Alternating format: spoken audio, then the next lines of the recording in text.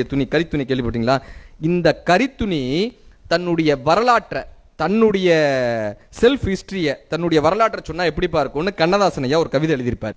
கரிச காட்டு கழனியிலே கால்கள் செய்த உழவு, இரு கைகள் செய்த கனிவு, குடிசை எரிக்கும் விளக்கை போல இலைகள் இரண்டு வரவு, பருத்தி என்றொரு செடி வளர்ந்தது பருவ பெண்ணை போலே அந்த கரிச கழனி மேலே, அது சிரித்த அழகில் காய் வடித்தது சின்ன குழந்தை போலே, பருத்தி எடுத்து பிரித்து பார்க்க பஞ்சு குவியல் ஆச்சு, மில்லை நோக்கி பயணம் போச்சு, அதை திருத்தி எடுத்து பார்க்கும் போது சின்ன இலைகள் ஆச்சு, நூல் எனும் பெயர் உண்டாச்சு. அழகு வண்ணம் கலந்து நின்றதில் ஆடை வந்தது மெல்ல, பலர் மானங்காத்து கொல்ல, இடை குலையுமாதர் உடையில் ஏறி கோலக்கவிதை சொல்ல, உடல் மூடி மறைத்து கொள்ள.